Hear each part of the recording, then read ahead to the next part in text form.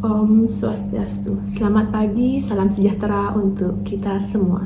Pada kesempatan ini saya akan mempresentasikan PDD UKT-PT pengajaran dalam rangka sertifikasi dosen tahun 2025. Perkenalkan, nama saya Niputu Dharma Pratnya Paramita, STRDS, MSN, dosen program studi Desain Mode, Fakultas Seni Rupa dan Desain, Institut Seni Indonesia, Bali. Saya berlatar belakang pendidikan S1 Desain Mode, S2 Penciptaan Seni Desain Mode. Saya telah mengampu beberapa mata kuliah yang ada di program studi Desain Mode, di antaranya busana wanita dan anak, teknik menjahit, tailoring, draping, fashion styling, serta makeup and hairdo. Pada kesempatan ini, izinkan saya menyampaikan teknik pengajaran saya pada mata kuliah busana wanita dan anak.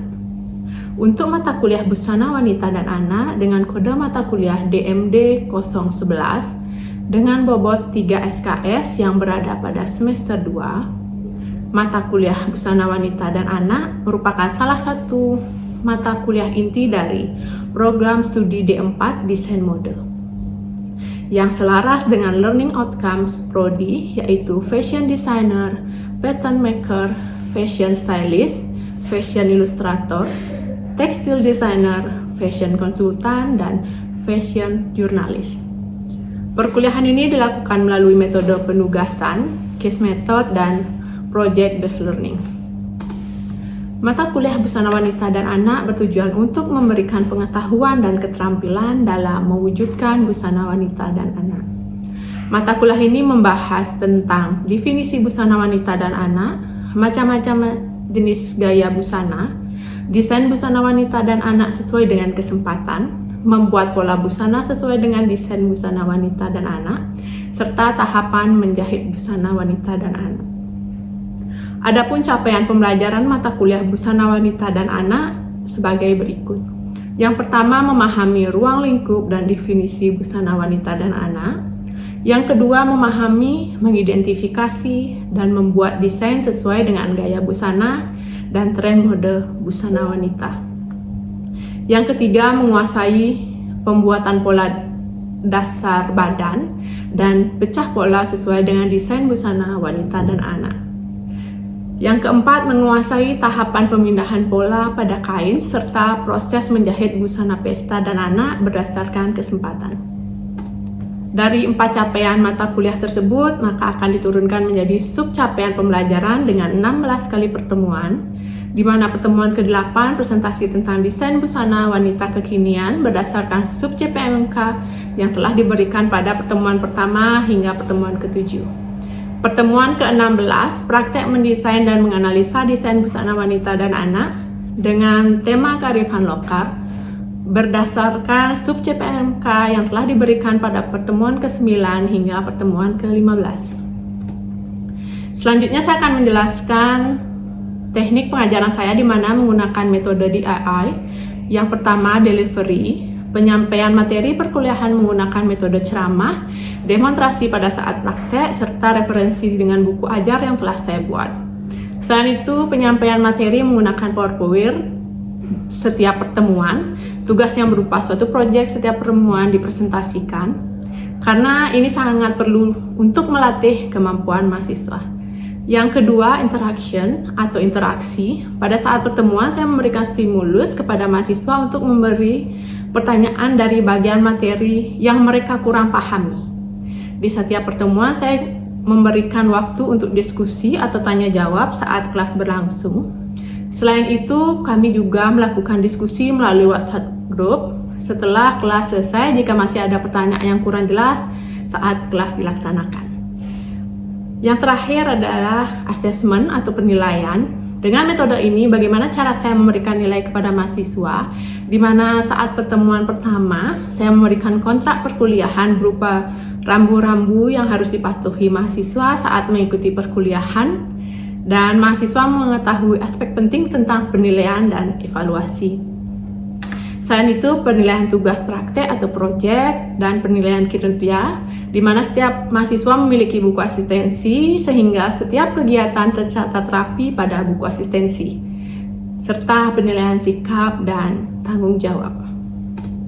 Adapun hal pokok yang menjadi poin penting dalam sistem penilaian, yang pertama, tugas pertama dengan bobot 10%, tugas kedua dengan bobot 15%, tugas ketiga dengan bobot 15%, UTS dengan bobot 20%, UAS dengan bobot 20%, asistensi tugas dengan buku asistensi 10%, serta penilaian sikap dengan bobot 10%. Itulah pemaparan saya tentang teknik dan metode pengajaran saya dengan menggunakan metode DIY. Demikian pemaparan deskripsi mata kuliah Busana Wanita dan Anak. Berikut cuplikan video pembelajaran mata kuliah Busana Wanita dan Anak yang saya lakukan. Terima kasih. Oke, selamat pagi semua. Ya, hari ini kita bertemu lagi di mata kuliah Busana Wanita dan Anak. Ya, kemudian topik hari ini adalah membuat busana wanita bernuansa kearifan lokal. Oke, selanjutnya kita akan melakukan absen ya, melalui kode absen. Sudah saya isi di depan kode absennya. Sebelum kita mulai, kita berdoa dulu ya, sebelum kuliah mulai, sebelum kode absen kita jalankan, kita berdoa kepada Kopi. Silakan dipandu doa ya. Semuanya berdiri sebentar untuk berdoa ya.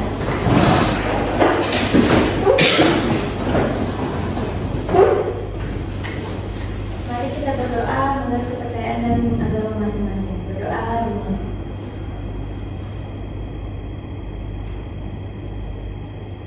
Berdoa selesai. Baik, terima kasih. Silakan duduk kembali. Sekarang silakan diambil HP-nya, kemudian dicatat kode absennya ya. Itu kodenya paling bawah, kode absennya. Silakan diisi dulu sebelum kita mulai untuk perkuliahan hari ini ya.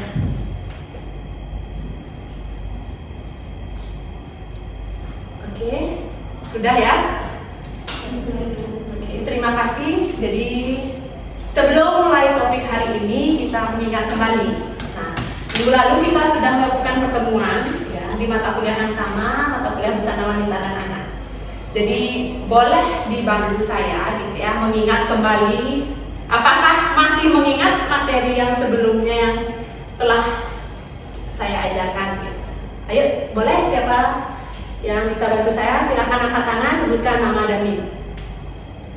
Oke, silakan. Sebelumnya perkenalkan, nama saya Nika Rizin Kumala dari Berganda dengan NIM 2024-10056. Oke, silakan. Pertemuan sebelumnya kita membahas tentang busana casual.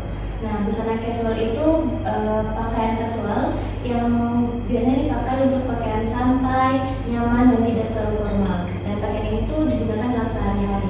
Oke, mungkin yang lainnya? Silakan. Oke, silakan sebutkan nama dan NIM. Sebelumnya perkenalkan, nama saya Madura Maulana dengan NIM 2024-160. Untuk penambahan dari teman saya, untuk casual sendiri merupakan pakaian yang berbahan dasar untuk kain katun, linen, jeans, dan juga jersey. Oke, berarti semua sudah ini ya, sudah mendengarkan dengan baik dan sudah mengingat kembali apa materi yang telah saya sampaikan minggu lalu ya. Jadi kita mulai di topik hari ini ya. Nah, ini mungkin sudah di awal juga ya, sering kami jelaskan gitu. Apa sih busana? Jadi busana menjadi salah satu kebutuhan pokok. Ya atau tidak? Penting nggak sih? Penting atau tidak busana menurut kalian? Penting. Oke, jadi merupakan kebutuhan pokok dalam kehidupan sehari-hari gitu ya. Kalau tanpa busana, artinya kita tidak bisa hidup juga kan? Ya kan, harus itu merupakan kebutuhan utama juga ya. Kemudian apa sih fungsinya dari busana itu? Jadi busana sebagai pelindung tubuh ya. Kemudian salah satunya juga sebagai penambah gitu ya, penambah suatu keindahan. Tujuan berbusana pasti tujuannya salah satunya yaitu agar menarik perhatian orang lain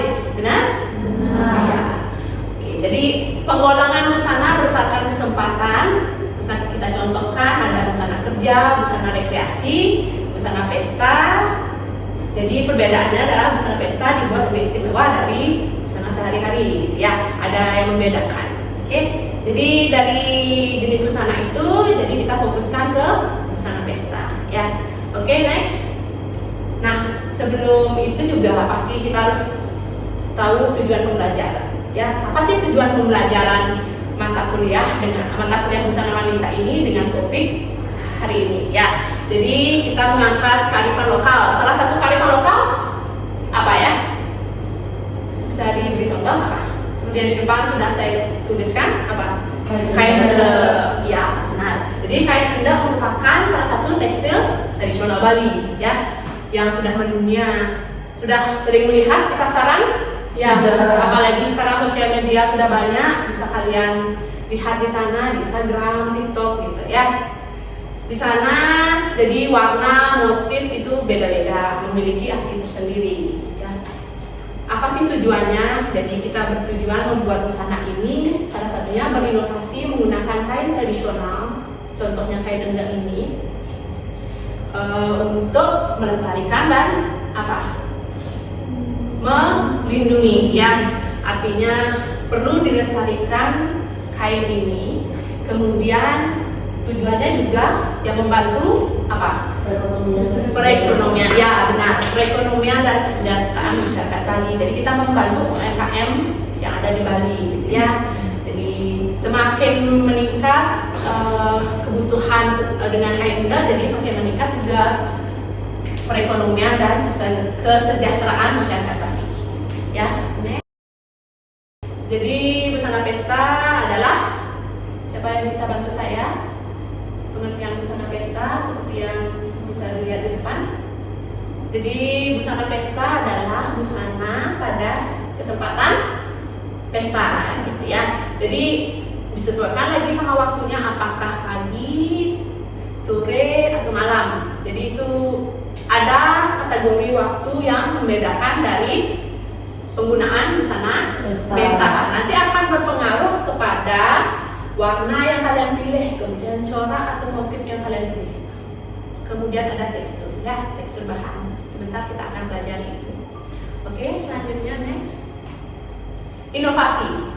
Jadi setiap membuat suatu desain busana, kita sebagai desainer, ya, sebagai mahasiswa desain mode harus mempunyai suatu inovasi. Benar? Ada yang mengetahui tentang arti dari suatu inovasi? Tahu? Apa sih inovasi itu? Suatu kebaruan, ya. Jadi ada yang membedakan dari karya si A, si B, dan si C. Apakah semua desainer mempunyai karakter yang sama? Benar, ya. Jadi setiap desainer mempunyai karakter busana yang berbeda-beda. Jadi setiap nanti konsumen ataupun orang awam yang melihat, oh sudah melihat, oh ini karyanya si A, ini karyanya si B, gitu, ya. Oke, selanjutnya. Nah, ini bagian busana. Membuat suatu busana, kalian bisa menerapkan bagian busana, artinya terdiri dari satu bagian, ya, atau one piece. Pernah mendengar ini? Pernah, ya. Jadi ada one piece, kemudian two piece dan three piece. Sudah mengetahui sebelumnya apa yang dimaksud dengan one piece? Sudah? Artinya busana yang terdiri dari satu bagian, ya. Ada atasan dan bawahan, tapi dia menyambung, ya, terusan, gitu, ya. Ya. Kemudian kalau two piece artinya bagian atas dan bawah terpisah, beda, ya. Teknik pengerjaannya beda. Jadi ada atasan dan ada bawahan. Mungkin atasnya bustier, kemudian bawahnya apa? Rok, ya. Kemudian bahan yang biasa digunakan, ini contoh-contohnya, ya. Ada seperti bahan sutra, taffeta, satin silk, brokat, chiffon, organdy atau tiller, ya. Ini yang biasa digunakan untuk busana pesta. Selanjutnya, nah ini kenapa kita memilih kain endek sudah dijelaskan di awal gitu ya. Jadi ini merupakan kekayaan budaya Bali, khususnya di Bali gitu ya. Kemudian pemberian corak pada kain endek menggunakan teknik nyantri atau colet ya, sebagai penyempurnaan komposisi dan warna ya. Nah, jadi ini ciri-cirinya ya, bisa dilihat agar dapat menghasilkan suatu inovasi. Ya, inovasi busana dengan teknik yang tepat. Jadi perlu persyaratan busana yang serasi gitu ya. Jadi dipegang sebagai pedoman, sebagai busana pesta memiliki ciri-ciri. Contohnya ya, apa contohnya? Contohnya apa? Dari ciri-cirinya? Ada yang apa? Membedakan dari kualitas bahan. Kemudian teknik potong itu pasti ya. Jadi tidak sama. Kemudian keindahannya bisa dilihat di sini dari warna, tekstur, corak, ya bahan yang dipilih seperti yang kita sudah jelaskan tadi dari segi kenyamanannya ya. Next, oke. Karakteristik dari busana, jadi bisa dilihat di sini ada siluet. Pernah membaca tentang siluet busana? Ya, ada siluet, kemudian bahan, seperti lagi warna, tekstur. Jadi intinya dari busana pesta ini harus mempunyai kualitas yang tinggi, kemudian memberikan kesan yang mewah dan anggun. Ya, jangan nanti membuat busana pesta nanti kalian hasilnya ya sama busana casual. Harus ada tingkatan dari busana sebelumnya. Ya. Nah, ini tekstur busana seperti yang sudah saya jelaskan tadi. Sangat penting artinya dari teksturnya ada apa aja? Kalau tekstur kain seperti yang sudah di depan dijelaskan apa? Lembut, kasar, kemudian tebal, tipis, melaksar. Ya, benar ya, seperti yang di depan. Nah, ini beberapa contoh untuk penerapan busana pada penerapan lengan, kemudian garis leher pada busana. Nanti silakan dipilih ya, dipelajari lagi maunya desain yang seperti apa ya. Tapi kalian juga harus ingat apa nama dari ininya ya, lengannya dengan apa namanya, kemudian garis lehernya garis leher apa ya. Nah, ini apa namanya? Pola dasar ya. Jadi ini merupakan pola dasar. Nanti boleh diminta materinya atau di foto gitu ya, tentang pola dasar wanita. Ini size-nya secara umum ya. Kalau yang kalian ingat, kalau untuk membuat pola yang penting ukuran apa saja? Tingkat badan, Oke. Badan, pinggang, panggul itu biasa poin utama yang menentukan hasil dari busana ya. Jadi kunci dari membuat busana pesta itu adalah di ini pola dasar. Jika salah membuat pola, artinya pengembangan pola juga salah. Biasanya anak-anak lebih suka membuat pola busana busana pesta itu yang lebih press badan ya, press body, jadinya membentuk body si pengguna. Oke. Nah, ini adalah hal-hal penting yang perlu kalian perhatikan dalam pembuatan busana pesta.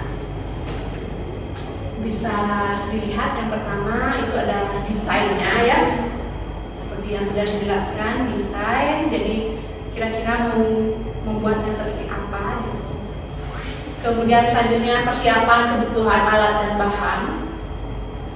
Yang ketiga ada ukuran blus dan rok ya. Kalau mau buat blus boleh, kalau mau buat bustier boleh. Keempat, cara mengukur. Ini sangat penting juga ya.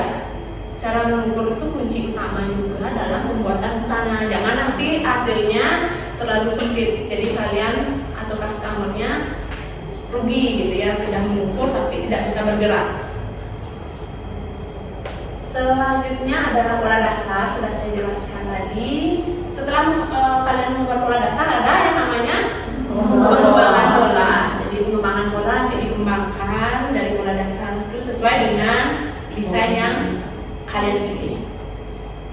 selanjutnya ada merancang bahan. Jadi merancang bahan itu tujuannya agar tidak membuang-buang bahan. Jadi berapa bahan yang diperlukan, diperkirakan, nanti belinya segitu.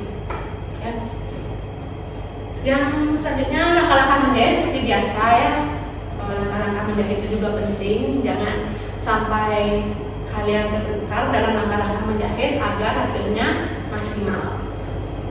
Yang selanjutnya membuat detail. Kalau ingin ditambahkan detail, kemudian penyelesaiannya atau penambahan ornamen pada busana itu juga dipikirkan. Kira-kira kalau menggunakan kain tradisional, khususnya jendak, apakah perlu dipikirkan untuk penambahan detail? Perlu ya. Jadi karena itu sudah bermotif, jadi dipikirkan lagi motifnya mau seperti apa, ya, penambahan detailnya. Nah, yang terakhir ada hasil busana. Ya, next. Nah, ini kesimpulan dari perkuliahannya ya, dari topik hari ini gitu. Bisa dilihat busana yang baik ditentukan oleh ketelitian memilih dan pemakaian bahan yang tepat. Jadi memilih suatu bahan busana tidak hanya dilihat dari sudut harganya saja. Jadi pemilihan ada juga faktor yang perlu diperhatikan ya. Pembuatan sebuah karya perlu eksplorasi ya. Berani bereksplorasi, berani berproses, pasti kedepannya akan menghasilkan karya yang maksimal ya, karya yang berkualitas. Kemudian, nah bisa tadi sudah saya jelaskan ya berapa gitu. Sekarang tahap diskusi ya. Jadi boleh ajukan pertanyaan gitu jika ada yang kurang jelas dari pemaparan materi tadi. Boleh, silakan siapa? Sebutkan nama dan NIM ya. Sebelumnya perkenalkan, saya Rianti VB dan saya itu dengan NIM 20081042. Sebelumnya saya mau bertanya, apakah pemilihan motif endek sangat berpengaruh untuk menghasilkan karya busana yang berkualitas? Ya, Terima kasih. terima kasih. Jadi sangat benar ya, itu sangat berpengaruh. Jadi dalam pembuatan busana, motif itu kan tadi sudah saya jelaskan ya, sangat berpengaruh besar untuk menghasilkan busana yang berkualitas ya. Jadi pemilihannya nanti jika tidak ada potongan gitu ya, potongan bagian depan gitu atau luas itu, artinya kalian harus memilihkan motif yang mana menjadi point of interest gitu, untuk motifnya itu. Jika ada potongan, artinya antara motif yang sebelah kanan dan sebelah kiri harus menyatu ya, jadi harus ketemu dia motifnya. Oke, udah jelas? Terima kasih atas pertanyaannya. Silakan yang lain mungkin. Oke, silakan sebutkan nama dan NIM. Perkenalkan, nama saya Muka Cita Tanyawati, NIM 030. Saya mau bertanya, bagaimana sih cara untuk merawat busana pesta yang berbahan dasar kain tradisional? Oke, jadi membuat busana pesta yang menggunakan kain tradisional itu khusus ya perawatannya. Jadi tidak seperti bahan-bahan lain. Jadi ini kita bisa menggunakannya, memfasilitasinya agak sedikit ekstra gitu, dalam arti beda ya cara perawatannya dari yang lain. Cukup dicelupkan saja atau ditambahkan nanti pada airnya, ditambahkan sampo ya, jangan menggunakan deterjen karena itu nanti akan berpengaruh untuk ketahanan dari warna dan motif kain itu sendiri. Oke, yang lainnya ada? Sudah cukup? Dimengerti ya? Nanti diingat-ingat lagi, mungkin dibaca-baca lagi ya dari materinya gitu. Nah, sebelum kita akhiri perkuliahan ini, boleh dilihat di depan ada tugas ya, bisa dilihat, boleh sambil dicatat tugasnya. Jadi yang pertama, membuat 3 desain busana pesta wanita bernuansa kearifan lokal, difoto boleh juga ya. Kedua, membuat gambar kerja desain busana wanita. Kemudian yang ketiga, membuat tahapan proses pembuatan busana wanita sesuai dengan sistem tertentu. Oke, sudah jelas? Sudah. Ada pertanyaan tentang tugas? Silakan. Apakah ada pertanyaan? Mungkin ada nanti yang akan bertanya tentang, Bu, apakah tugasnya dibuat secara digital atau manual? Ya, untuk pengumpulan minggu depan bisa dibuat manual, bisa digital pun juga bisa. Ya. Oke, yang lainnya ada pertanyaan? Sudah? Jelas? Jelas. Oke, jadi karena sudah jelas, terima kasih telah mengikuti masa perkuliahan busana wanita hari ini. Silakan dikerjakan tugasnya. Ya, jika ada pertanyaan nanti boleh melalui WA group. Ya. Kemudian dikerjakan semaksimal mungkin dan sampai jumpa minggu depan ya, dengan membawa tugasnya masing-masing. Jadi terima kasih banyak atas waktunya untuk hari ini. Sampai jumpa minggu depan. Terima kasih. Terima kasih.